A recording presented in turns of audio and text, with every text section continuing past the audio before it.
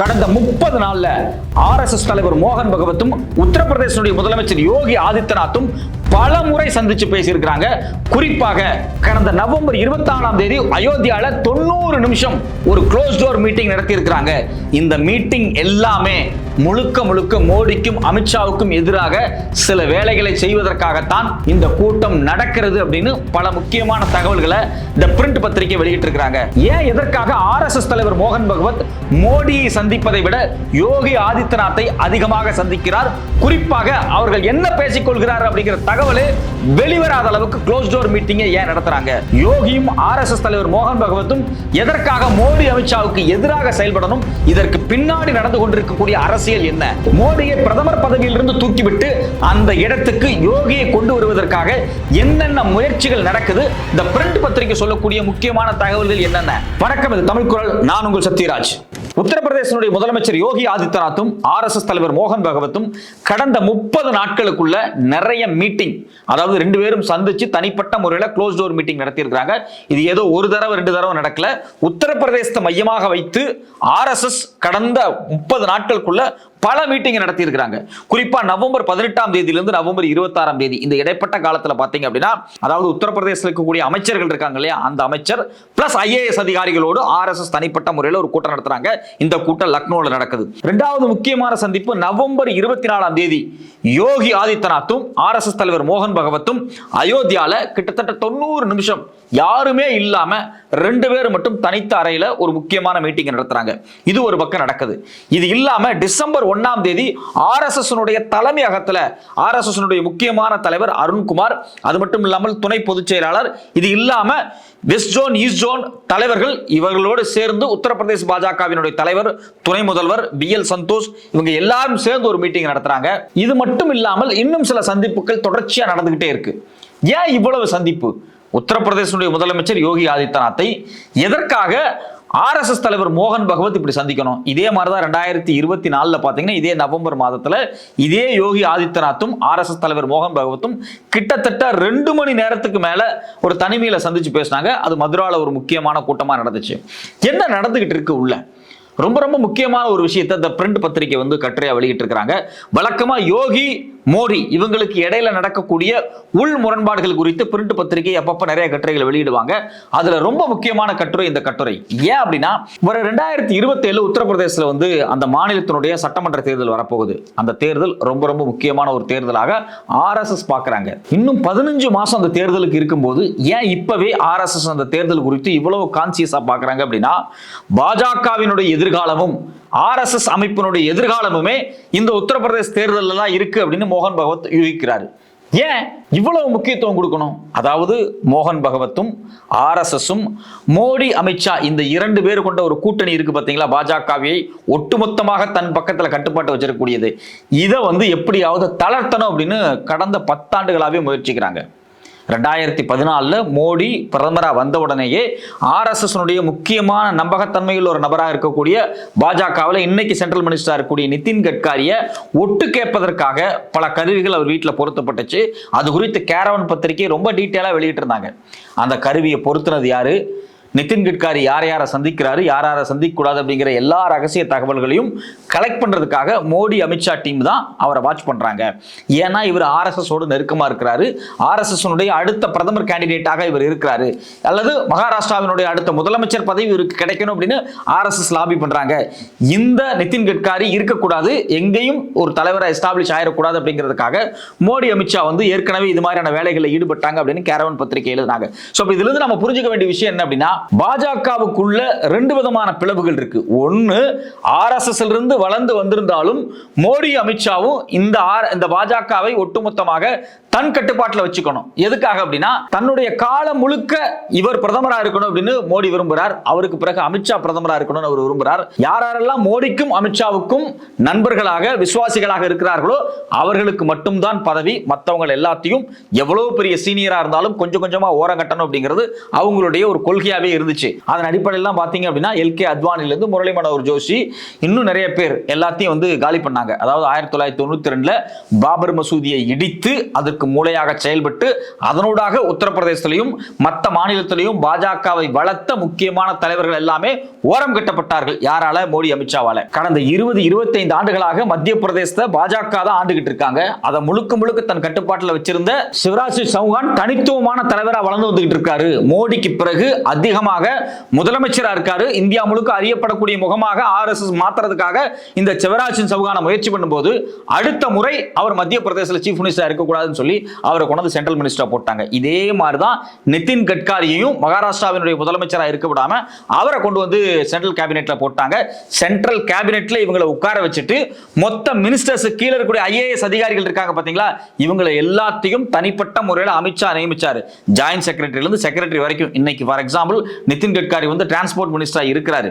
ஆனா அந்த டிபார்ட்மெண்ட்ல இருக்கக்கூடிய எல்லா IAS அதிகாரிகளும் அமித்ஷாவுக்கு ரிப்போர்ட் பண்ணக்கூடிய ஆளா இருக்காங்க. அதே மாதிரி தான் சிவராஜ் சௌகான் அவரோட மினிஸ்ட்ரியில் இருக்கக்கூடிய ஆட்கள் எல்லாருமே IAS அதிகாரி எல்லாம் முழுக்க முழுக்க அமித்ஷாவுக்கு ரிப்போர்ட் பண்ணக்கூடிய ஆளா இருக்காங்க. அப்போ மாநிலத்தில் முதலமைச்சராக இருந்தா இவங்க வந்து சக்தி வாய்ந்த ஆளா மாறுறாங்க.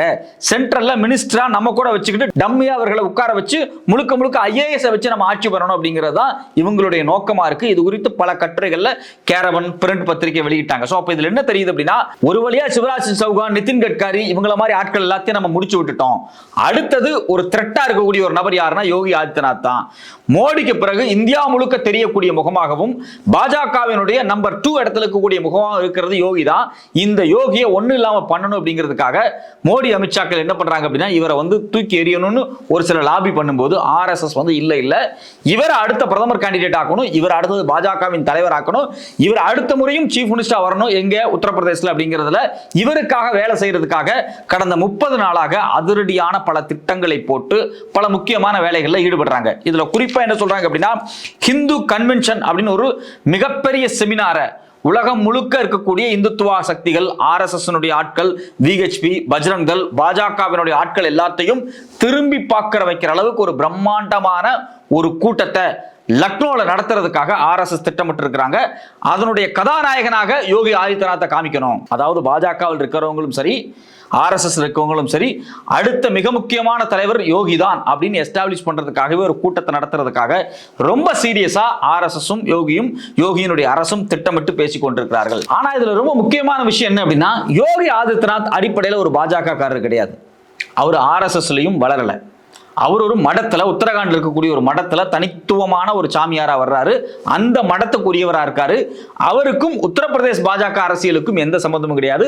பாஜகவினுடைய ஒட்டுமொத்த அரசியலுக்கும் அவருக்கு சம்பந்தம் கிடையாது. எங்கேயோ வேற அமைப்பில் இருந்தவர் திடீர்னு பாஜகவில் வந்து எப்படி முதலமைச்சர் ஆனார் அப்படிங்கிற கேள்வியை மோடி, அமித்ஷா தரப்பு திரும்ப எழுப்பிக்கிட்டே இருக்கிறாங்க. அதனாலதான் பாத்தீங்க அப்படின்னா, உத்தரப்பிரதேசத்தை தாண்டி யோகி ஆதித்யநாத்துக்கு கட்சிக்குள்ள எந்த விதமான செல்வாக்கும் இல்லாம மோடி, அமித்ஷா பாத்துக்கிட்டாங்க. மக்கள் செல்வாக்க உருவாக்கிட்டே இருக்கிறாங்க. அது ராஜஸ்தான்லயா இருக்கட்டும், மத்திய பிரதேசா இருக்கட்டும், இல்ல மகாராஷ்டிராவா இருக்கட்டும், குஜராத்தா இருக்கட்டும், வெஸ்ட் பெங்காலா இருக்கட்டும், பீகாரா இருக்கட்டும், எல்லா மாநிலத்திலையும் மோடிக்கு பிறகு பாஜகவின் முகமாக யோகி தெரிகிறாரு. இப்ப தமிழ்நாட்டில் இருக்கவங்களுக்கே சில பேருக்கு யோகி ஆதித்யநாத் தெரிஞ்சிருக்கு. அந்த மொட்டை அடிச்சு சாமியார் தானே, அவர் வந்து உத்தரப்பிரதேச முதலமைச்சர் தானே அப்படிங்கிறது தெரிய வந்திருக்கு. ஏன் தெரிய வந்திருக்கு அப்படின்னா, அவர் வந்து இந்த புல்டோசர் வச்சு வீடுகள் இடிச்சது, கராராக பல இந்துத்துவ கொள்கைகளை ஃபாலோ பண்ணது, அவருக்கு மீடியாக்கள் கொடுத்த வெளிச்சம், இது எல்லாம் திட்டமிட்டு RSS செய்யுது. மோடிக்கு பிறகு பேன் இண்டியா முழுக்க அறியப்பட்ட முகமாக யோகியை மாற்றணும் அப்படிங்கிறதுக்காக.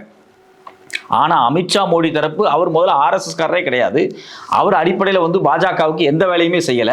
இன்னும் குறிப்பாக சில முக்கியமான விஷயத்தை என்ன சொல்றாங்க அப்படின்னா, யோகி மாணவராக இருக்கும்போது 1991 ABVP, அகில பாரதிய வித்யார்த்தி பரிஷத் அப்படின்னு சொல்லக்கூடிய மாணவர் அமைப்பு இருக்கு பாத்தீங்களா, அந்த மாணவர் அமைப்புக்கு எதிராகவே செயல்பட்டு இருக்காரு. அடிப்படையில் யோகி என்ன சொல்றாரு அப்படின்னா, நானும் ABVP இருந்து வந்தவன் தான், RSS மாணவர் அமைப்புல சில காலம் பணியாற்றி இருக்கேன் அப்படின்னு சொல்றாரு. ஆனா 1991 இவர் படிச்சுட்டு இருந்த உத்தரகாண்டில் இருக்கக்கூடிய அந்த முக்கியமான பல்கலைக்கழகம், அந்த பல்கலைக்கழகத்தில் நடந்த தேர்தலில் RSS ABVP பிரதிநிதி வந்து அந்த எலெக்ஷன்ல நிற்கும் போது அவருக்கு எதிராகவே இவர் நின்றுருக்கார் எலெக்ஷன்ல. ஸோ அந்த எலெக்ஷன்ல இவங்க 2 பேருமே ஜெயிக்கல, வேற ஒரு ஆள் ஜெயிச்சாங்க. இவர் 2வதா வந்தார் யோகி. 3வதா வந்தது யாருன்னு பாத்தீங்கன்னா அந்த ABVP நபர்.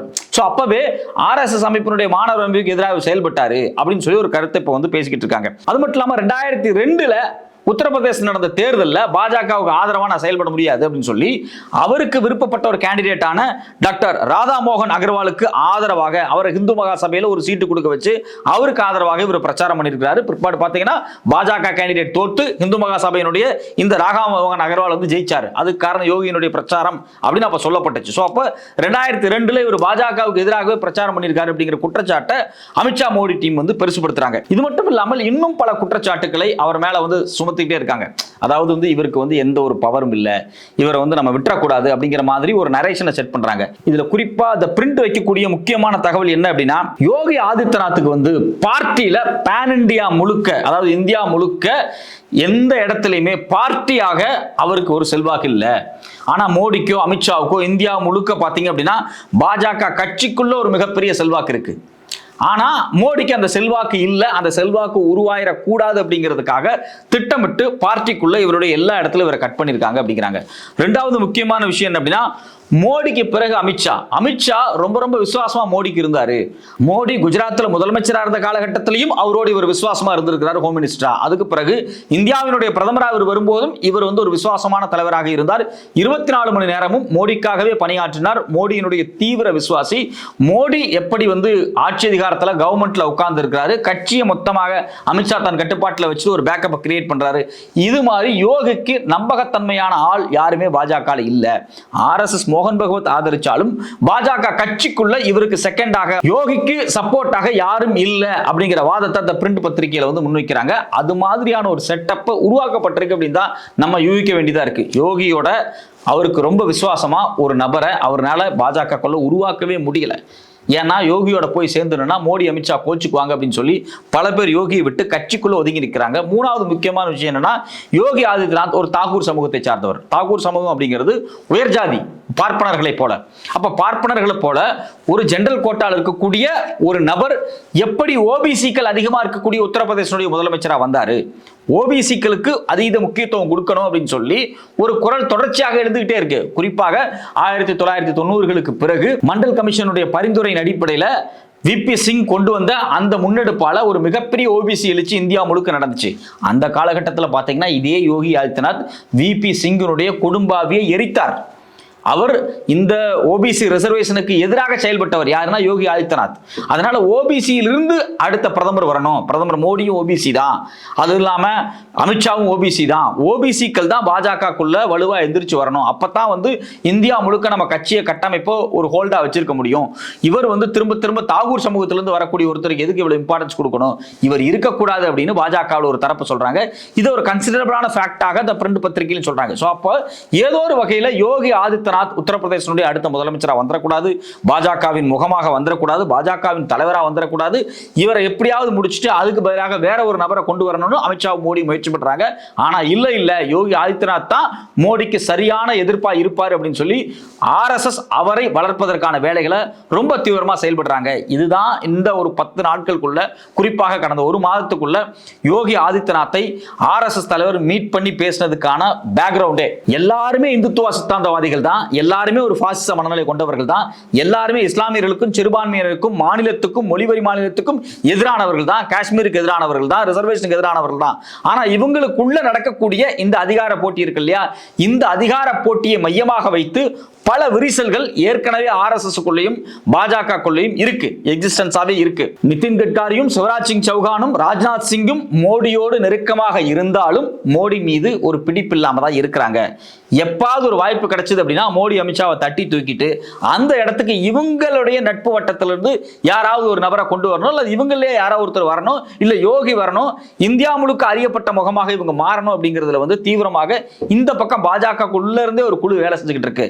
அதனாலதான் பாத்தீங்கன்னா இன்னைக்கு வரைக்கும் JP நட்டாவுக்கு பிறகு பாஜகவினுடைய அடுத்த தலைவரை, ஒரு சக்தி வாய்ந்த தலைவரை முடிவு பண்ண முடியாத இடத்துல பாஜக கிரைசிஸா இருக்காங்க. ஏன்னா மோடி அமித்ஷாவும் அடுத்த பாஜக தலைவர் யாரு, அவங்க எனக்கு விசுவாசமா இருக்கணும் அப்படின்னு இவங்க உறுதியா இருக்கிறாங்க. ஆனா இன்னொரு பக்கம் பாத்தீங்கன்னா RSS இங்க பாருங்க, நாங்க சொல்ற ஆள பாஜக தலைவரா வரல அப்படின்னா தேர்தலில் உங்களுக்கு வேலை செய்ய மாட்டோம் அப்படின்னு சொல்லி பல புறக்கணிப்புகளையும் செஞ்சிருக்காங்க. 2024 தேர்தலில் குறிப்பாக உத்தரப்பிரதேசத்தை மையமாக வச்சு இந்த RSS அமைப்பு வேலை செய்ய மறுத்தாங்க.